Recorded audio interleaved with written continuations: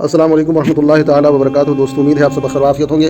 مولا تعالیٰ ہم سب کو صحت و عافیت اور نیک والی زندگی عطا فرمائے۔ دوستو، نماز کے سلسلے میں ابھی بیان چل رہا ہے، لہٰذا پچھلے ویڈیو میں آپ سماعت کیے ہیں کہ فرمان نبوی ہے، آخر زمانے میں میری امت کے کچھ ایسے لوگ ہوں گے جو مسجدوں میں حلقہ بنا کر بیٹھیں گے، دنیا اور دنیا کی محبت کا ذکر کرتے رہیں گے۔ ان کی مجالس میں نہ بیٹھنا، اللہ تعالیٰ کو ان کی کوئی ضرورت نہیں ہے۔ میرے دوستو، بیان کیا جاتا ہے کہ حضرت حسن رضی اللہ عنہ کہتے ہیں کہ نبی کریم صلی اللہ علیہ وسلم نے ارشاد فرمایا، کیا میں تم کو بدترین چور بتاؤں؟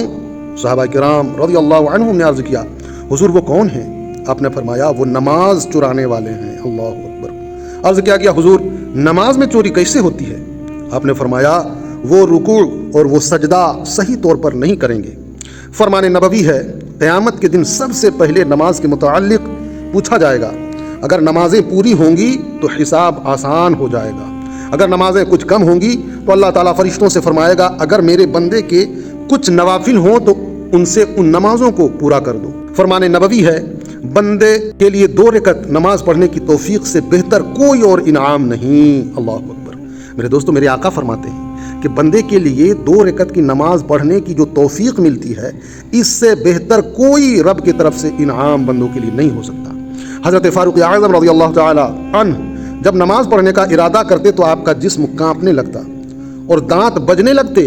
آپ سے اس بارے میں پوچھا گیا تو آپ نے کہا، امانت کی ادائیگی اور فرض پورا کرنے کا وقت قریب آ گیا ہے اور میں نہیں جانتا کہ اسے کیسے ادا کروں۔ اللہ اکبر۔ حضرت خلف بن ایوب رحمۃ اللہ تعالی علیہ نماز میں تھے کہ انہیں کسی جانور نے کاٹ لیا اور خون بہنے لگا، مگر انہیں محسوس تک نہ ہوا، یہاں تک کہ ابن سعید باہر آئے اور انہوں نے آپ کو بتایا اور خون آلود کپڑا دھویا۔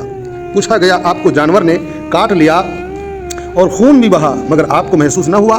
آپ نے جواب دیا، اسے کیسے محسوس ہوگا جو اللہ کے سامنے کھڑا ہو، اس کے پیچھے ملک الموت، بائیں طرف جہنم اور قدموں کے نیچے پلسرات ہو۔ اللہ اکبر، اللہ اکبر۔ میرے دوستو، کاش ایسی نمازیں ہم بھی ادا کریں۔ حضرت عمر بن ذر رحمۃ اللہ تعالی علیہ جلیل القدر عابد اور زاہد تھے۔ ان کے ہاتھ میں ایک ایسا زخم پڑ گیا کہ اطباء نے کہا، اس ہاتھ کو کاٹنا پڑے گا۔ آپ نے کہا کہ کاٹ دو۔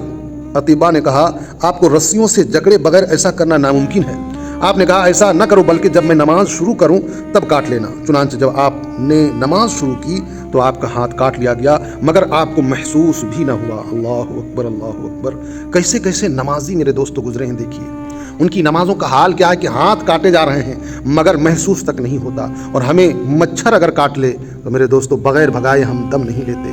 تھوڑی سی کھجلی ہو جائے تو ایک بار نہیں کئی بار ہم اسے کھجاتے ہیں، جبکہ شریعت کا حکم ہے کہ 3 بار سے زیادہ اگر ایک ہی جگہ پر آپ کھجاتے ہیں تو آپ کی نماز باطل ہو جاتی ہے۔ لہٰذا ان باتوں کا خیال کیجیے، اپنے اندر خشوع و خضوع پیدا کرنے کی کوشش کیجیے۔ مولا تعالی ہم سب کو خشوع و خضوع والی نماز پڑھنے کی توفیق عطا فرمائے۔ مولا ہمیں دین و دنیا کے تمام برکات سے فیضیاب فرمائے۔